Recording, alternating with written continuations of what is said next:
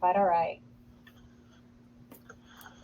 Hi, welcome once again to the See You Try show. We are continuing our conversation that we started a few weeks ago when we with Cyntoia Brown Long around the issue of human trafficking and the vulnerability of individuals in our community, particularly in Central Illinois.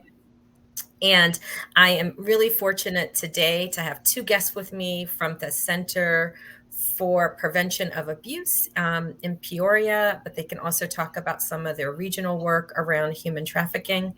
And I also want to remind folks that the views and the opinions of our guests are always their own. And this is a part of our ongoing conversation to address and support the needs of individuals who've been impacted by trauma and community adversity in the hopes that we can help make Champaign a much more healing centered and trauma informed community. So thank you so much. And I am so happy you're able to take time out from your busy days to talk about your work and maybe to help continuing to educate our community about the issue of human trafficking and how it might be showing up in our local communities.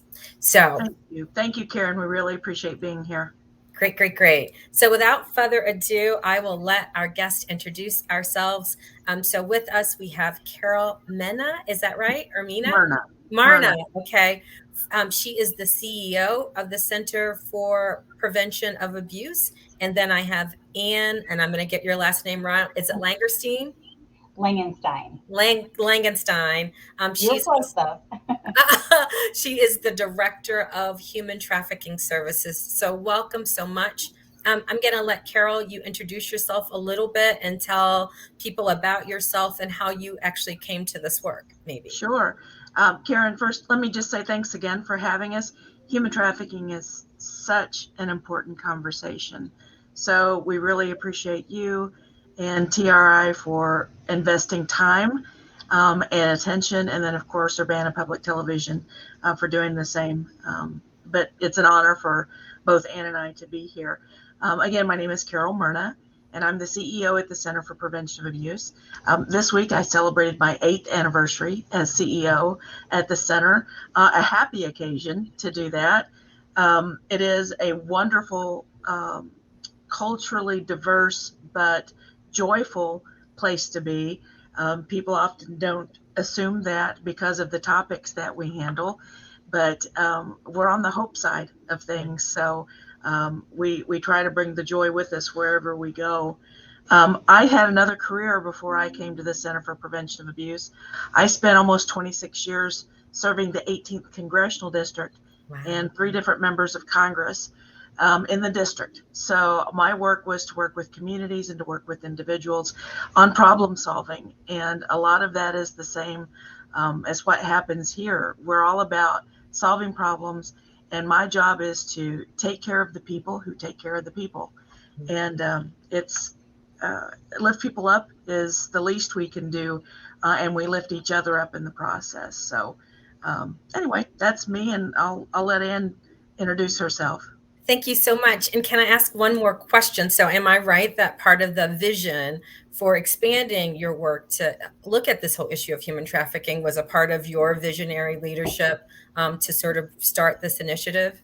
Yes, it's the department that was created under my purview, but for very good reason. And we can go into that story as we talk about human trafficking as a whole. But there's a wonderful story that makes really good sense for us to take a leadership role in Central Illinois to work with human trafficking. So anyway, yes, it was my pleasure and my honor to be a significant part of that. And now Ann is a significant part of it. Thank you so much. Anne, please introduce yourself. Well, thank you, Karen, for having us. Again, my name is Ann Langenstein. I am the Director of Human Trafficking Services here at the center. And I basically oversee department operations and services for labor and sex trafficking. I also facilitate trainings for law enforcement, medical providers, and community organizations. I've really only been here for a little over a year, so I just had my year anniversary. but I previously came from the Madison County Circuit Court, and I was heavily involved with the domestic violence court there. Wow. But I'm happy to be here as well, and it's a wonderful organization to be in. And we do a lot of good work, and we have a lot more work to do in this field. Perfect. Well, thank you so much for joining us. So maybe that's where we would start. So we've been having this conversation locally about human trafficking. I think I mentioned we brought in Centoya Brown Long. So we've talked a little bit about that. Last week, we brought in some individuals who work with our immigrant and refugee problem, who talked about like just the issues around migration and coming into central Illinois. But one of the things we have not done is sort of really unpack, what are we talking about? What does it look like? What does it feel like? So who can tell us like, how would we define human trafficking? Well, I mean, we can start by just saying that human trafficking is when someone is compelled by force, fraud, or coercion to provide labor and or sex services in exchange for something of value. That something of value doesn't necessarily mean money.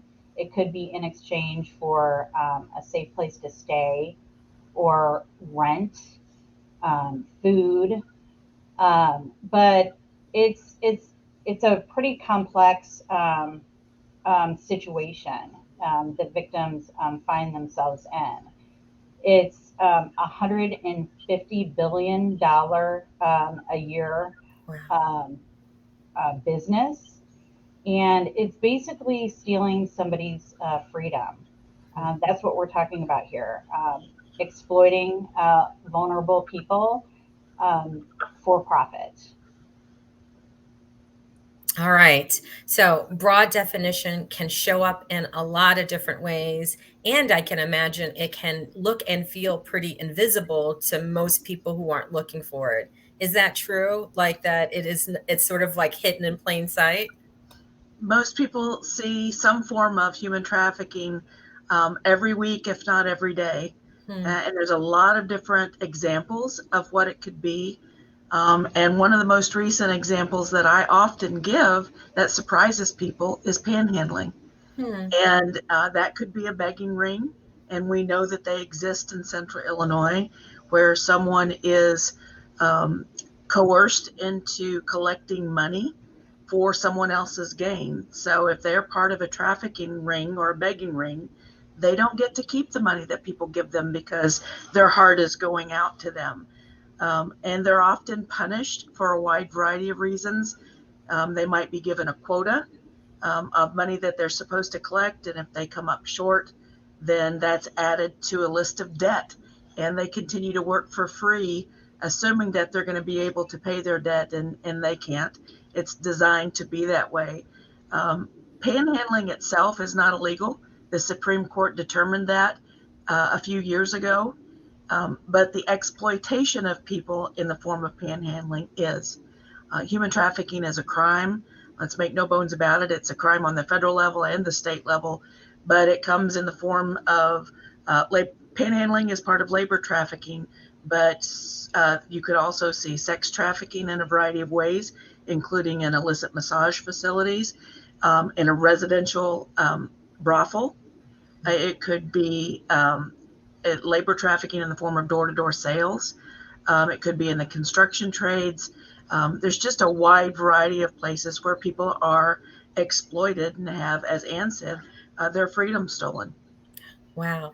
So I know in our local community, and right, one of the things that sort of elevated this conversation, in addition to bringing Centoya in, is that we had a number of families, it appeared, who were engaging in, like, the whole family was sort of out there. And what we heard from people in terms of our feedback was that some of that labor was coercive. It wasn't all consensual, but it was definitely concerning, right, for our local community.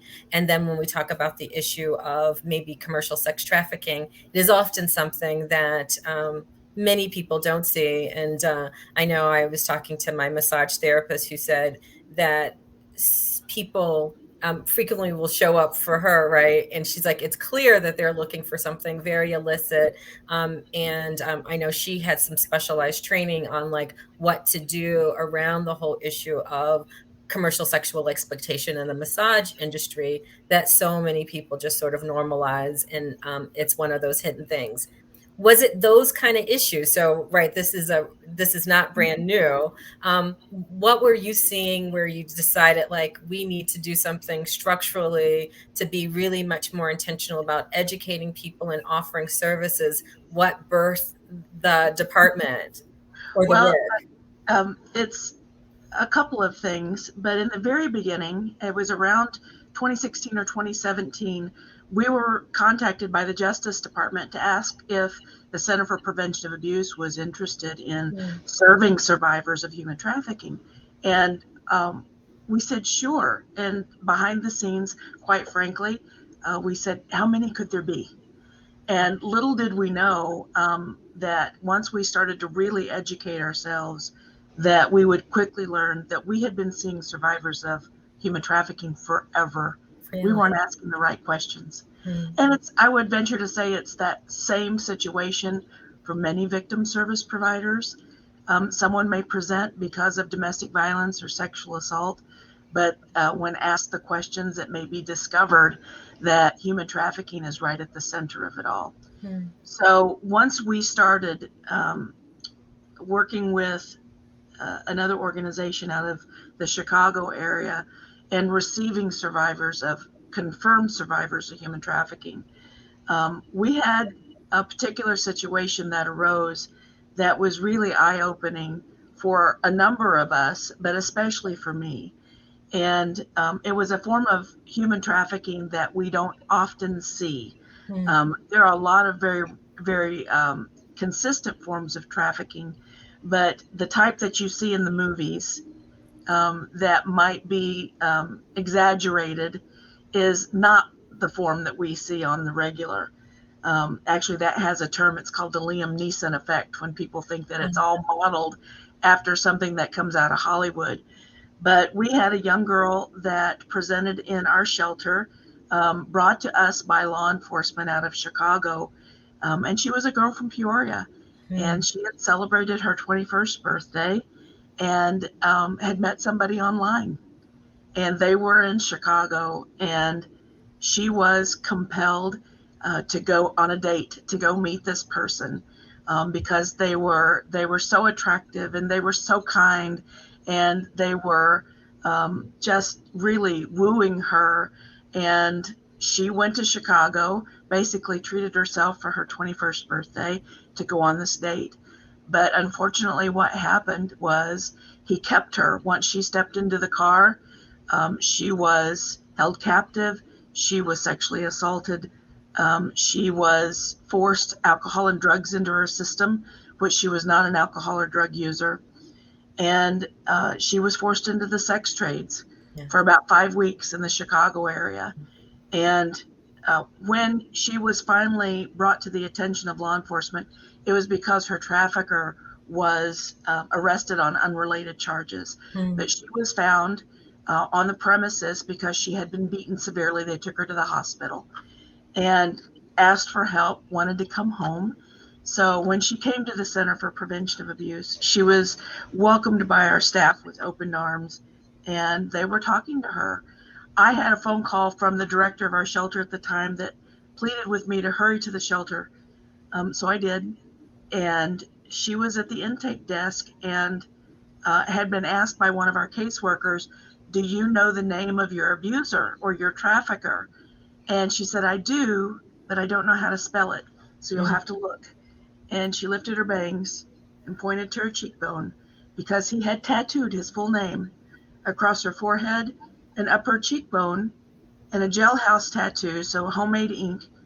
And it was to declare her as his property. And that was branding. He branded her like a barcode to say, if she gets away and you catch her, she's mine, you bring her back. And we consulted with physicians about how to have that removed. And unfortunately, the way that it was done, it could not be removed. And at that moment, I had my light bulb go off and said, we need to know more and do more and be more. Yeah. And who do we go see? What do we need to do to make sure that we're doing this as well as we can to take care of people as well as we can? And there set the pace for us to create this department where we serve all survivors, all victims, every age group, every kind of trafficking, every gender identity, every culture. It makes no difference. And I've been doing that since 2018. Wow. Okay. So, all right. I have a number of questions. And I'm sure, Anne, you probably have had your wealth of stories since you've been doing this work. So I want to take one step back and then I want to talk about your work more explicitly.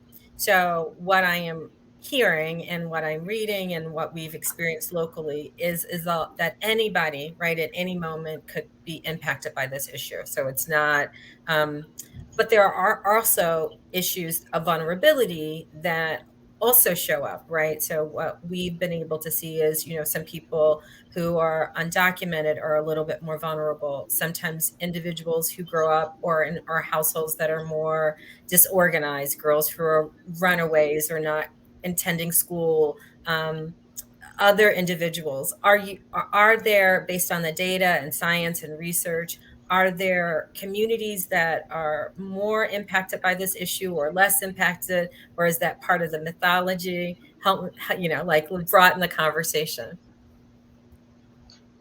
Well, I mean, I can just say, Karen, that, to date, we have served 135 victims of both labor and sex trafficking.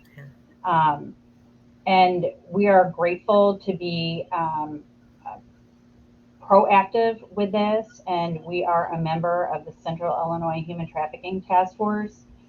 We're direct partners with the Illinois State Police, and we are the lead service provider. We cover 46 counties. Wow. We also work with a number of other service agencies and law enforcement departments all over not only Central Illinois, but the entire state. Traffickers do prey on vulnerable populations. And as you mentioned, some of those vulnerabilities could be undocumented or illegal if you're here illegally. If you don't know, if you don't know the language, you don't speak English, maybe you're a member of the LGBTQ plus community. Yeah. If you've been ostracized by your family or friends, runaway youth, all of those are very vulnerable, and we've seen it all. And that's why awareness and education and outreach is so important. That's why we dedicate a lot of our time to outreach and training. We have a full-time training specialist. We have 2 full-time case managers, one being bilingual Spanish speaking. We have on our website over 100 languages. And we work very closely with a number of agencies, and not only in Peoria, but all over Central Illinois and in the Urbana area. I know you guys have RACES, the Race Crisis Center, and Courage Connection, and a number of wonderful organizations. And I would just say awareness is key, and that's what we're trying to do. Perfect. So can we talk a little bit? That was a great segue, because I wanted to ask, so I have a sense of the range of services. So education, training, supportive services. What other services have you found to be helpful, not helpful? So again, we've got RACES, Encourage Connections, but what in a community, what do you offer and what do you suggest that communities offer that have been found to be really helpful? Let me just say real quickly about the Center for Prevention of Abuse. Perfect. We're the only agency in the state that offers all of the sanctioned services that we do under one roof. Wow. So in addition to human trafficking, we also address domestic violence, sexual assault. We originally started as a rape crisis center in 1975. Elder abuse, abuse of adults living with disability, and we have a really large prevention education department that reaches about 38,000 students a year. So I think one of the benefits of our organization and why one of the reasons that we were selected to be the lead victim service provider with the Illinois State Police is because trafficking comes with a lot of different needs. We have 12 master's level therapists, Wow. some that have some specialty in human trafficking. So we have a lot of resources within that other agencies do not. So we're glad to be able to provide that leadership with other agencies to be able to accommodate perhaps some needs that they perhaps can't meet. Wow, that's wonderful. Yeah, and I can imagine that there are some special. I was trained many years ago in GIMS and the GIMS model, right? And one of the things that I learned in that training was that even traditional trauma-specific interventions didn't necessarily. They weren't designed to deal with the complexity of needs just because of the way that trauma bonding works, and that.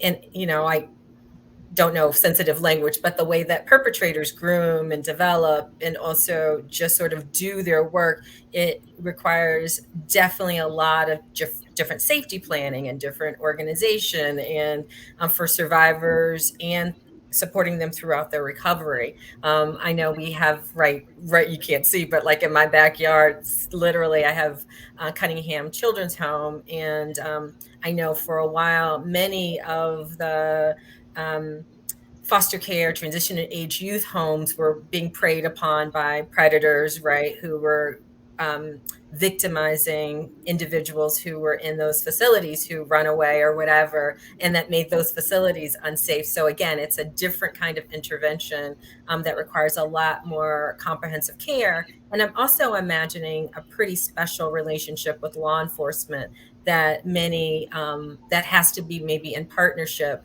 that might look and feel a little bit different. Am I on the right path or not? Yeah, you're speaking Anne's language here. I've heard her say a lot of what you've said many times. So, Anne, what did I miss? No, you're absolutely right. Collaboration is key, right? And education is key. So that's why we work very closely with law enforcement. Not only the state police, but on a federal level and local level. So it's going in and training police officers too. Providing visor cards for them, so they know what to look out for. If they're on a traffic stop, or if they're booking someone, maybe a prostitute in the jail. There are certain things to look out for, and that's why we try to work very closely with the police, and we do get quite a few referrals from law enforcement. Wow. So we're gonna sort of do like a little lightning rod round, right? Because I always think it's really helpful if I'm sitting at home and I'm listening, and I always want to invite people. You can always send questions in, but if I'm sitting home and listening and I'm thinking, we're in Central Illinois. I know you said the number of people you serve, but you're in Peoria, maybe it's different. How big of a problem do you think this is? And then what do you think individuals in local communities who are not necessarily involved in human services should be thinking about, looking for, and knowing? So, right, first question, how big of a problem is this? Is it a problem? And then what should regular people in your neighborhood communities be thinking about? I'm going to take the first part of that question and then let Anne answer that last part. But I think that, and this goes to the question you asked a little bit ago, that all of the folks that Anne's described that we've served, it's really key to understand that almost 90% of those people are from Central Illinois. Mm. We have served a number of foreign nationals from across the world, from the Congo, from the Sierra Leone, French-speaking West Africans, people from Mexico, people from Canada. But the vast majority of the people that we see are homegrown. They're people that are our neighbors, people that live a couple of streets over. It could be a colleague, could be a colleague's child. It's people that we see every day. So it's truly important, because one of the big misconceptions is that this only happens when people come across the border, and that is not so. Okay. it is something that is very prevalent and it's underreported. We're only seeing the tip of the iceberg. What we're not seeing is what's lurking beneath the surface, and it's big, and it's big everywhere, including Peoria, including Champaign-Urbana, and everywhere in between. It happens across the country, and then around the world. It affects almost 28 million people annually, and that's around the world, and that number grows every time that we refresh our statistic. So it's really important to know what it looks like and then what you can do potentially to stop it. So I'll let Ann talk about the red flags. Okay. Well, I mean, I would say most importantly, awareness is key. So a lot of times we see something in plain sight and we don't realize what it is. So, I mean, there are a number of things that, you know, if you're a family member or a friend and you see, you know, something change in behavior, you know, with a niece or a nephew or a neighbor, social media is huge. If you know that, you know, your children are using social media to meet people or go on dates, have they, you know, been hanging out with a new set of friends?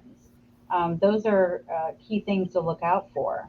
Also, you know, drug abuse. Are there, you know, the vulnerabilities are, you know, what we have kind of went over already. You know, runaway youth is huge. LGBTQ plus community. If they're susceptible and more vulnerable, traffickers prey on that. So I think just awareness and overall education is key. Invite us to come and do a training. If you're, you know, if you have an organization or you're a member or a church group, we'd be happy to do a more in-depth, you know, training for anyone. I love that. So, and we will make sure that your information is available and flagged. So we will make sure we share that broadly. So reach out, remember, so it's the Center for Prevention of Abuse. Very easy to find if you Google it, but again, we'll make sure that the information shows up. So educating yourself, looking for signs and symptoms, looking everywhere, being aware that it's sort of hidden in plain sight and pretty pervasive. So conversely, right, some of the people who I know tune in and watch our show regularly are stakeholders or funders or law enforcement or government officials. Are there messages that you would say to sort of stakeholders around what communities should be doing or what they should be concerned about or why this among so many issues should be on their radar? There is, and we've worked extensively with the city of Peoria when they created an ordinance having to do with massage facilities. But we quickly learned that there are so many other communities that are frightened of the perception it would bring to admit that human trafficking exists.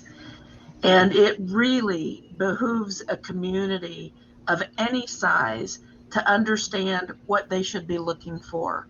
And you want to train your law enforcement, you want to train your firefighters, you want to train your zoning department. Okay. So if they go into a restaurant and perhaps there are mattresses in the back room, that might mean that the people that work at that restaurant are being forced to live there. And probably not being paid or paid a fair wage. But it's a number of other things. I had a local mayor a couple of years ago mention to me that one of his zoning officers and the police chief was invited into a house that had been rented and abandoned. So somebody left in the middle of the night. There were mattresses in every room. There was paraphernalia. There were a menu of services that were offered. That was a residential brothel, and that's in a rural area.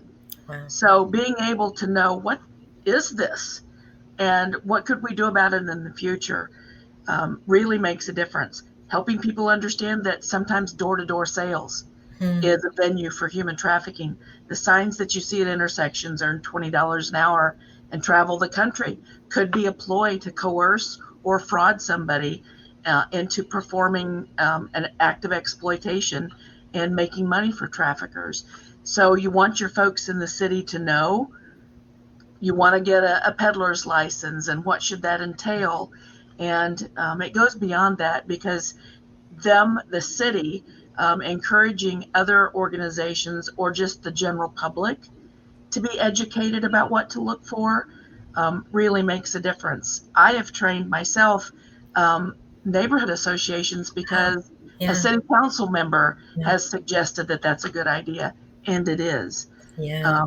We have a certified training for law enforcement that not only provides that visor card, but helps them understand that if somebody is under someone else's control and someone is speaking for them and they don't have their documents and they don't perhaps know what community they're in, if there's confusion, it doesn't have to be physical signs of abuse.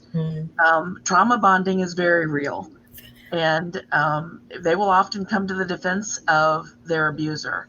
So really helping these different organizations and departments and communities understand all that it involves matters. Yeah. And one of the questions that the local first police department that we trained asked was, okay, we're pretty suspicious that this is human trafficking, and we've got this person that's probably the victim, and we've interrogated them. Now what? What do we do? So helping organizations and departments understand that we're the victim service provider, or there's another victim service provider in your community, and you want to make a good partner with them, that matters too. Okay. And so I love those points. So it's right. Just to reiterate, one, if talking about it, sort of like suicide, talking about it doesn't make it just sort of sudden appear. It's here. And the more you talk about it, the more you make it transparent. And then you develop strategies to address it. And that sort of really helps communities respond to it, getting good law enforcement buy-in so it doesn't get sort of normalized, or victims don't get over-criminalized. They get access to the supports, making sure that people know the signs and symptoms so that they interview people strategically, so that, right, if there's any potential coercion, right, like you're not asking questions, knowing that this is a we issue. So in your neighborhood, in your faith-based organization, in your community group, in your civic group, looking for these issues, and also paying attention to businesses that you patronize, deal business with. We want to make sure that from zoning to law enforcement, we're looking at this in our community. And it sounds like the more light we put on it, the more responsive we can be, but also the more we can see people as victims and we can address it, and then sort of keep people who might be predators out of our communities, or at least make sure that they're incarcerated or where they need to be, or in terms of handled appropriately. Did I kind of get that right? Beautifully said. Okay. It is a whole society issue. Yeah. It's a whole, wow. So we have a vision for a safe and peaceful community. That means we're going to work on it forever. But as many partners as we can get to combat this and other human rights violations, the better off we'll all be. Perfect. So on the other end, so I talked about what would you say to sort of community people, what would you say to stakeholders? Is there a message, or are there messages you would say to individuals who might be viewing or listening, who might be involved in some form of exploitation?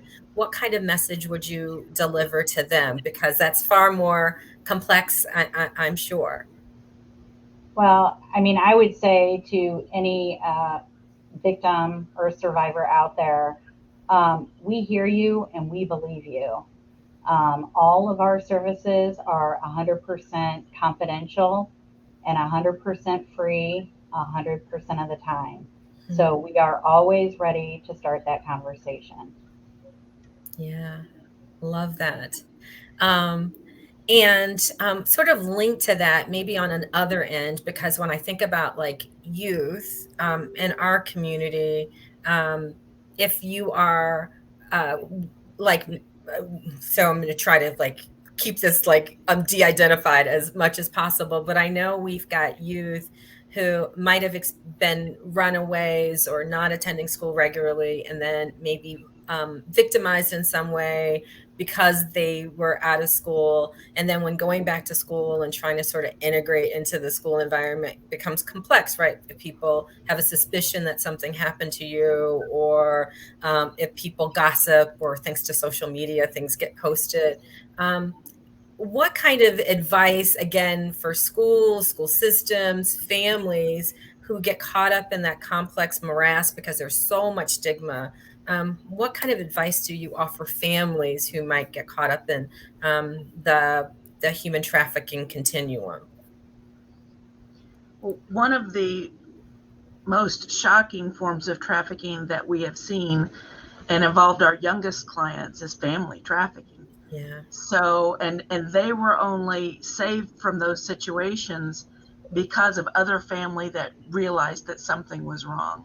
Mm. Our youngest client at the center was 8, and she was sex trafficked by her aunt to her aunt's boyfriends and his friends for cash. Our 12-year-old that came to us, which was our first child that came for help, was trafficked by her mother to the landlord for years for reduced rent and access to alcohol and cigarettes.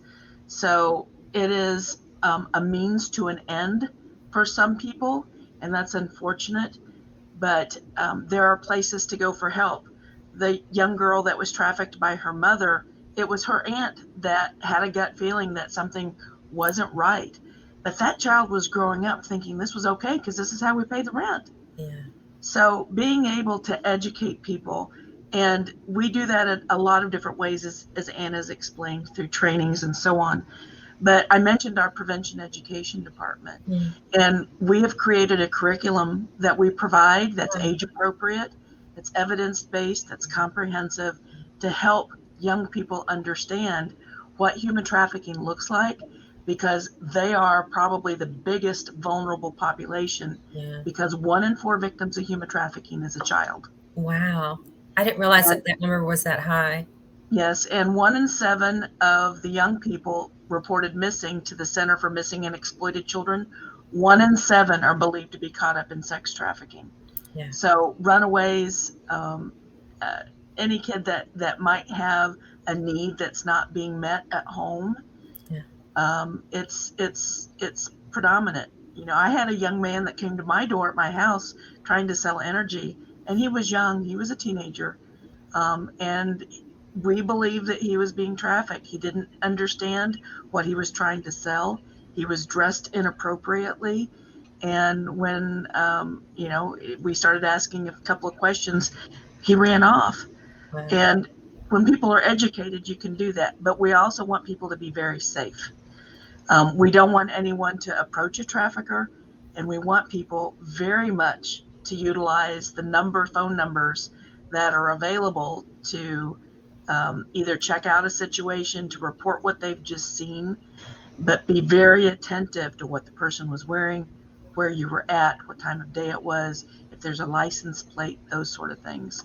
So education, as Ann said a couple of different times, education matters, whether it's educating a child and having a good conversation with that child at home or in school, or doing a presentation to Rotary or Kiwanis. We just educated the entirety of the East Peoria Fire Department. Wow. So it goes on and on from there. If you don't think it matters now, it will matter at some point. It will make a difference.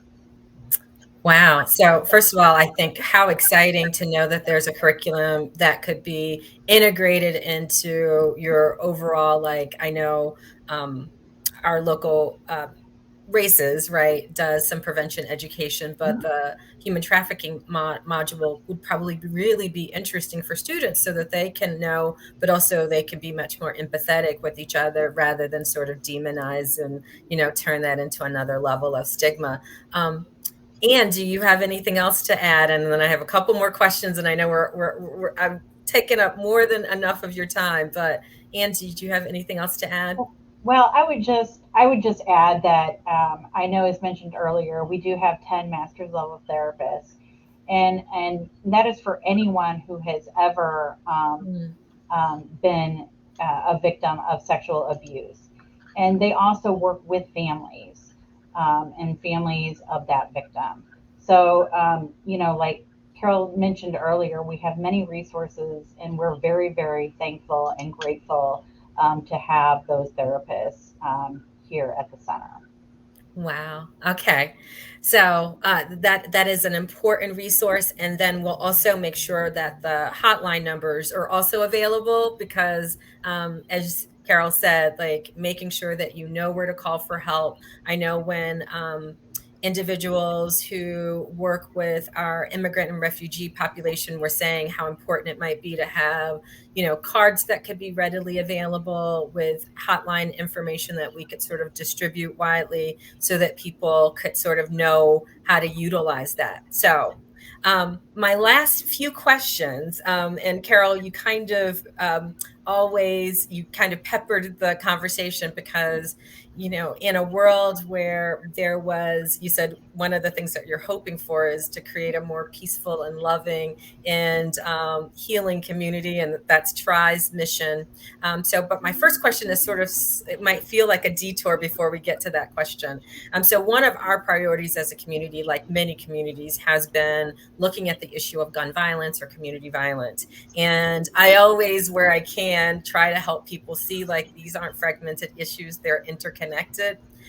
In your work in Peoria and Central Illinois, can you talk about how those issues of community violence and human trafficking might kind of coexist? I know in my own lived experience they coexist, but I would like to know sort of beyond what my lived experience might be. Well, we stay in touch with a very active coalition of people in the city of Peoria that are laser focused on gun violence and community violence.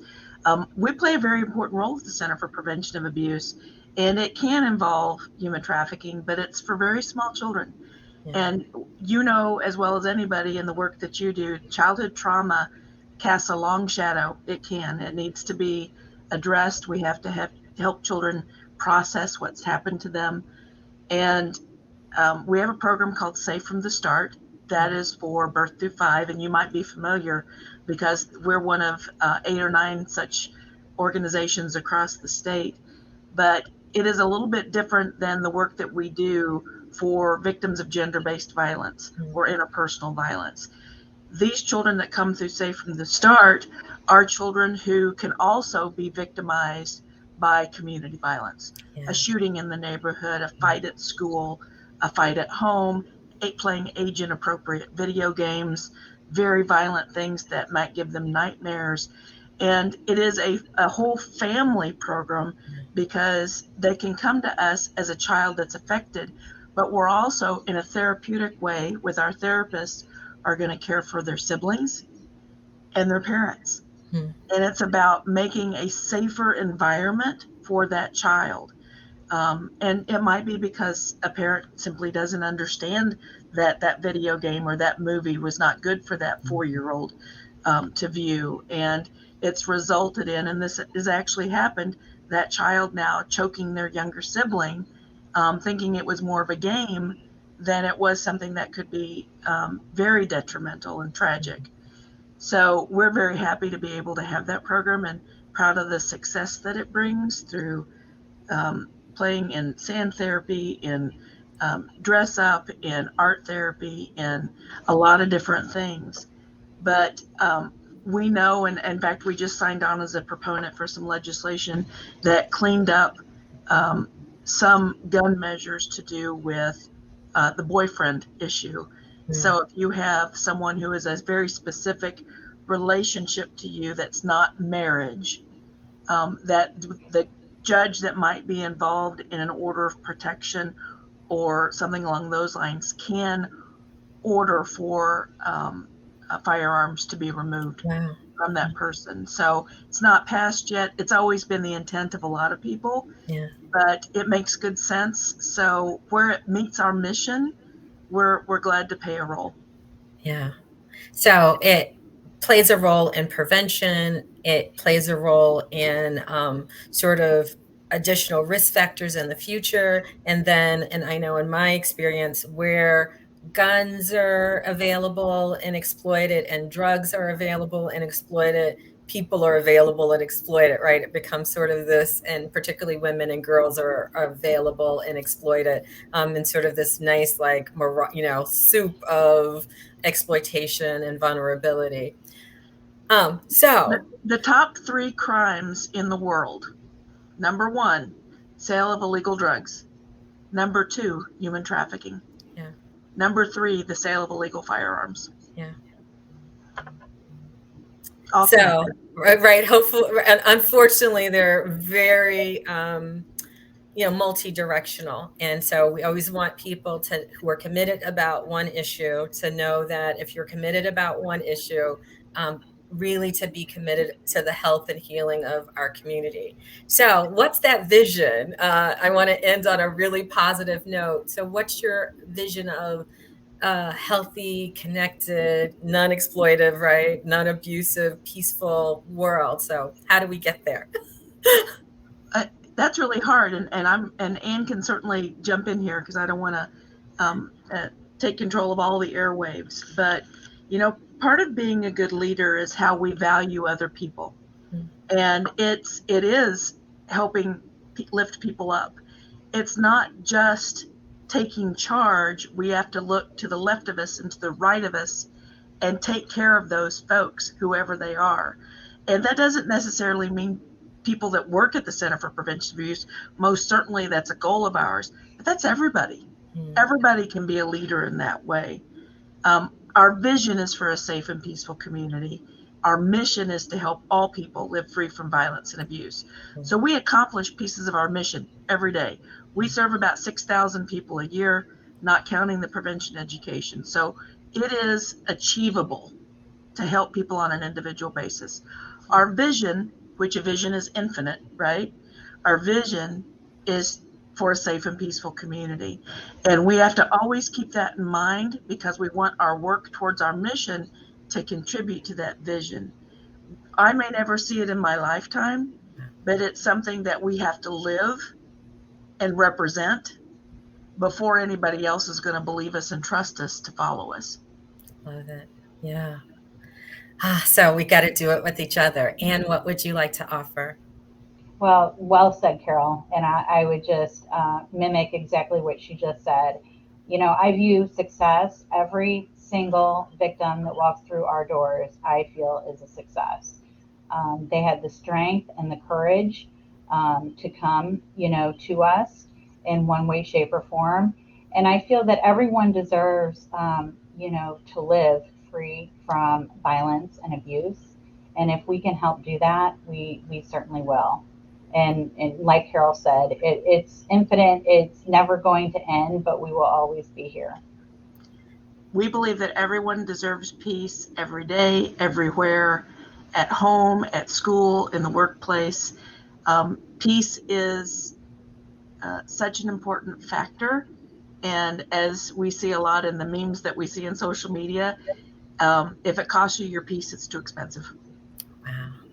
Thank you both so much for, first of all, your patience about our technical hiccups when we started, but for sharing your wisdom. Remember, they're both with the Center for Prevention of Abuse, and the links and web information about how to find them are available. They provide training, they provide technical assistance, they can provide it to law enforcement, community groups, and they also provide support services and supports for survivors of human trafficking. So thank you so much. And I wish you, we're working to co-create with you this vision of a more healthy and healed world. So have an amazing day. Thank you. Thank you.